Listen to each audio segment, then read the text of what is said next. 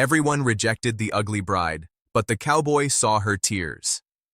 She stood at the edge of the church steps with nowhere to go. The dress was too big, someone else's dress, borrowed from a woman who had been kind enough to lend it, but honest enough to say it would never fit right. And she had been correct. The white fabric bunched at the waist and dragged along the dirt road, collecting dust like everything else in Clara Whitmore's life seemed to collect. Weight, dirt, disappointment. She was 31 years old. She had never been called beautiful. Not by her mother, not by the school children who whispered behind her back, not by the man who had just walked out of that church without a single word of apology. He had simply looked at her, standing at the altar with her small bouquet of wildflowers and her hopeful, trembling hands, and he had shaken his head, slowly, like a man turning down a bad business deal. Then he walked away. The preacher looked at the floor. The guests shifted in their seats. Clara's aunt, the woman who had arranged the whole thing through a correspondence agreement, pressed her lips together so tightly they turned white. Nobody said a word, and Clara stood there, holding those flowers, feeling something inside her chest crack open like dry earth in summer heat.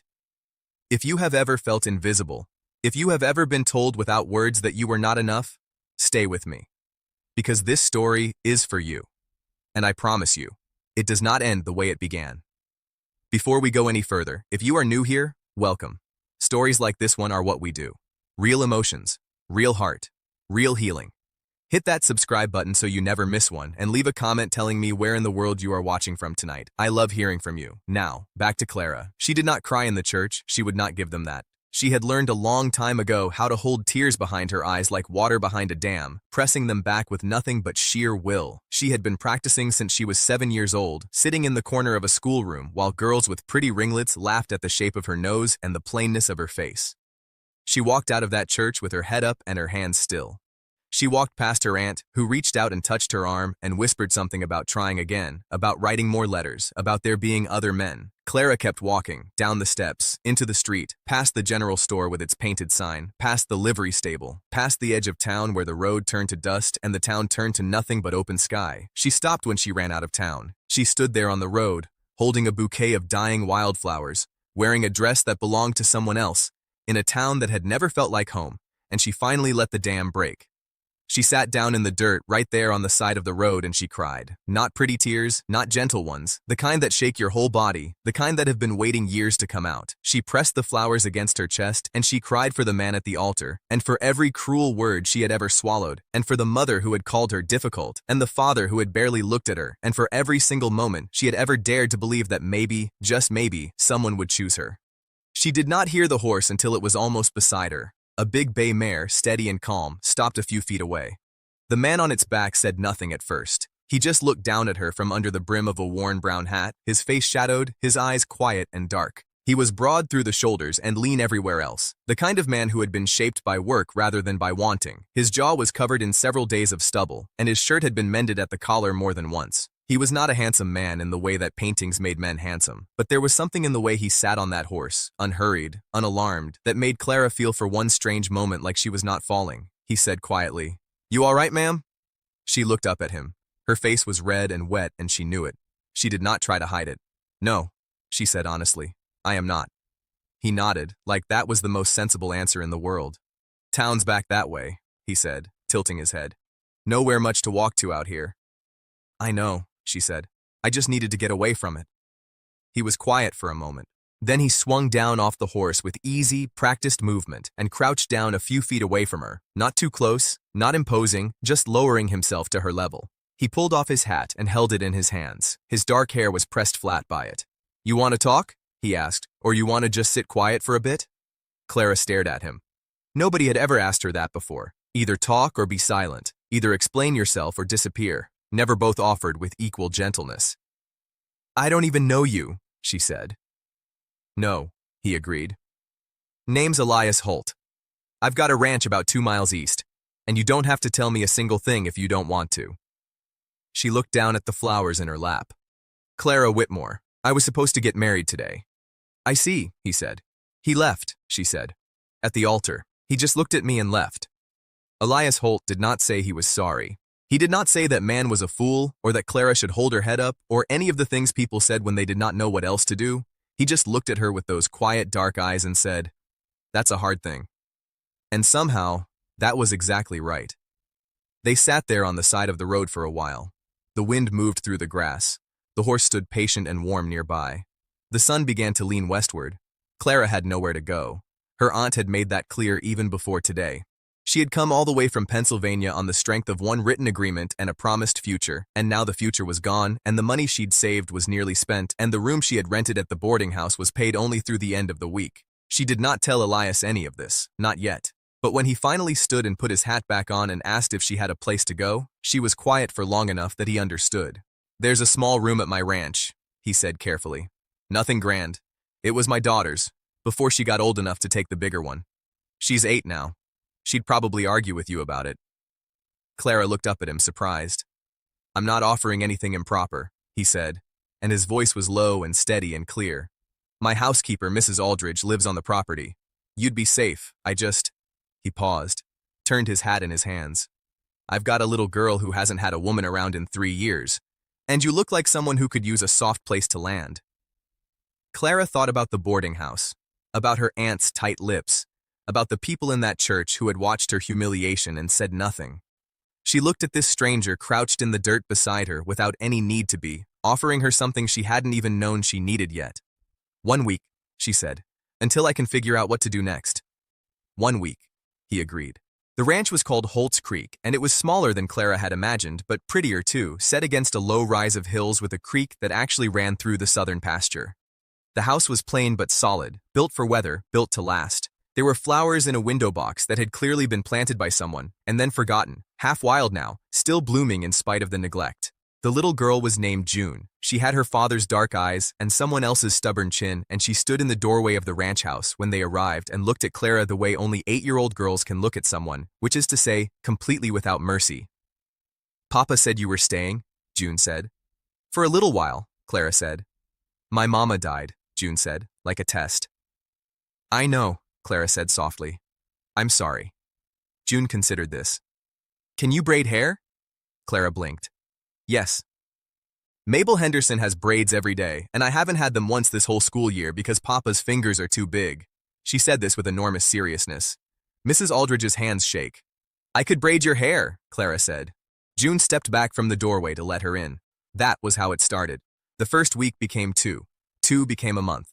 Clara told herself it was practical. She had helped Mrs. Aldridge with the meals and mending, had begun teaching June her letters in the evenings, because the child was bright and curious and hungry for learning. She had planted things in that forgotten window box, pulled the weeds, coaxed the struggling blooms back into order. She told herself she was just useful. That was all. She was making herself useful until she decided what came next. But then one evening, Elias came in from the fields later than usual, tired in a way that settled into his whole body, and he sat down at the table without a word, and June climbed into his lap without being asked, and he held her there with one big work-worn hand, eyes closed, just breathing, and Clara stood at the stove and felt something move through her chest that she had no good name for. He was not an easy man to know. He did not talk much about himself. She learned things slowly, the way you learn a landscape, by walking it again and again until the shape of it becomes familiar. She learned that he had come to this land 10 years ago, with nothing but a stubborn determination to build something real. She learned that his wife, June's mother, had died of fever when June was 5, and that Elias had carried that loss quietly ever since the way a man carries a stone, not making a show of it, just bearing the weight. She learned that he read to June every night before bed, even though he stumbled over the longer words. She learned that he could not sing but tried anyway sometimes when he thought nobody could hear. She did not tell him how much she noticed. One afternoon, when she was hanging washing on the line, he came and stood a little way off, watching her with an expression she could not quite read. "You've been here 6 weeks," he said. "I know," she said. "I'll find something soon. There's a position at the schoolhouse I've been inquiring about." "That's not what I meant," he said. He looked down at his boots. "June asked me last night if you were going to leave." Clara held a shirt against the line and was quiet. "What did you tell her?" she asked. "I told her I didn't know." He looked up. "But I know what I wanted to tell her." The wind moved between them. The washing shifted on the line. "Elias," she said carefully, "you don't have to." "I know I don't have to," he said, and there was something almost rough in his voice, rough and honest, like unpolished wood. "I'm not a man who does things because he has to. I'm a man who does things because they matter." He looked at her then, really looked at her, the way she had never been looked at in her life, not at the shape of her face or the plainness of her features, but at her, at the woman who braided his daughter's hair and argued with the goat and quietly fixed the cracked step on the porch without asking anyone to notice. "I think you matter, Clara Whitmore," he said. And then, because he was Elias Holt and not a man for speeches, he put his hat back on and went back to work. She stood at the washing line for a long time after. She let herself feel it, just for a moment, the fragile, terrifying warmth of being seen. But the world does not let warmth last without testing it. The trouble came in the form of a letter, then a man, then a threat. The letter arrived first, from a lawyer in the town, informing Elias that a neighboring landowner named Hargrove had filed a water claim on the creek that gave the ranch its name and its life. Without the creek, the cattle couldn't graze the south pasture. Without the south pasture, the ranch would fail within a season. Elias read the letter at the kitchen table and said nothing, but his jaw was set like stone and his hands were very still. Then the man came, Hargrove himself, riding up the road with two others behind him, stopping at the gate and calling out in a voice designed to carry, telling Elias that if he signed the land over peaceably, there'd be no need for lawyers or judges or any unpleasantness. His eyes slid over to Clara when she appeared in the doorway, and something in the way he looked at her made her skin feel wrong. "Who's this?" he said. "Your housekeeper?" "My wife," Elias said, without a pause, without a flicker. Clara did not move, did not blink. Hargrove smiled the way men smile when they are not really smiling. "Didn't know you'd remarried, Holt." "Lots of things you don't know," Elias said. After Hargrove left, Clara stood in the yard with her arms folded against the cold that had nothing to do with the temperature, and Elias stood beside her and said quietly, "I'm sorry. I didn't mean to speak for you." "Is it the creek?" she asked. "Is it serious?" "It could be," he said honestly. "Hargrove's been after this land for years. He's got money and lawyers and patience. I've got the truth and not much else." She looked out at the land, at the hills, at the window box with its wild, stubborn flowers. "Then we fight," she said simply. He turned and looked at her. "We?" he said. And she looked back at him and said, "You called me your wife." The season turned.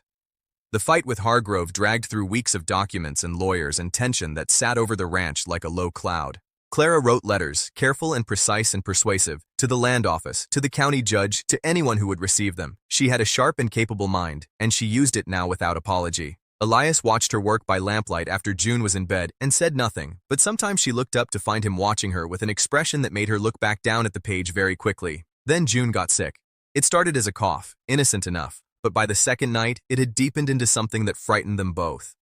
Elias sat on the edge of his daughter's bed with his head in his hands, while Clara pressed cool cloths to the little girl's forehead and told her stories in a soft voice. Made-up stories about a brave girl who lived in the hills and had adventures with a very opinionated goat. June's fever broke near dawn. She opened her eyes and looked up at Clara and said, with a hoarse and drowsy certainty, "I dreamed you stayed." Clara had to press her lips together very hard. "Rest," she whispered. "We'll talk in the morning." Elias found her on the porch when the sky was just beginning to lighten. He stood beside her, and they looked out at the land together for a long time without speaking. "Thank you," he said at last, "for sitting with her." "She's not hard to love," Clara said. Silence settled between them again, but it was not empty silence. It was the kind of silence that is full to the edges. "I'm not good at this," Elias said finally. "At saying things. I never have been. Margaret used to say I communicated better with horses than people, and she was probably right." Clara smiled faintly. "You've said some things that mattered. I want to say more," he said. His voice was low and rough and quiet. "I want to say that this place is different since you've been in it. I want to say that June laughs more, that I sleep better, that I think about things in a different way now, like there's something worth arriving home to." He stopped. "I want to say that when Hargrove looked at you like that, I wanted to take you out of his line of sight permanently, and I am not a man who usually acts on feelings, but that one came out anyway." Clara turned to look at him. "I know you didn't come here for this," he said. "I know you came here because a man walked away from you at an altar and you had nowhere else to go, and I don't want you to stay out of gratitude, or because it's practical, or because June needs someone." His dark eyes found hers in the pale early light. "I want you to stay because you want to, because this feels like yours, because when you look at that creek and those ridiculous flowers in the window box, you feel something like what I feel, like it's home." Clara was quiet for a long moment. The world was very still. The first birds had begun somewhere in the distance. I used to think, she said slowly, that there was something wrong with me, that the reason nobody chose me was because I was not worth choosing. I believed that for so long it became the truest thing I knew. It's not true, he said. I know that now, she said. I think I started to know it the day you sat down in the dirt with me on the side of a road and asked if I wanted to talk or just be quiet. She looked at him. Nobody had ever offered me both before. He reached out and took her hand. His hand was large and warm and work-roughened, and he held hers carefully, the way you hold something you do not want to damage. Stay, he said. Not for a week, not until something better comes along. Stay because this is where you belong. June will want braids every single morning, Clara said. I know, he said. And I'm going to finish those letters to the county judge, and you are going to listen to every word before we send them. All right, he said. And the goat needs a proper fence because she has gotten into the kitchen garden twice now, and something has to be done about it. Clara, he said. Yes? Is that a yes? She looked out at the land, at the hills turning gold in the early light, at the creek catching the first gleam of morning, at the window box where her flowers were growing wild and bright and completely unbothered by the fact that they had not been planted in the most elegant arrangement or the most suitable soil. They were blooming anyway. That was the thing about growing things. They bloomed anyway. Yes, she said. It's a yes. The water rights case was settled 2 months later in their favor. The judge, having read Clara's carefully documented letters, ruled that the creek had been Holt's Creek in name and in water law for over a decade, and that no claim filed in bad faith would stand.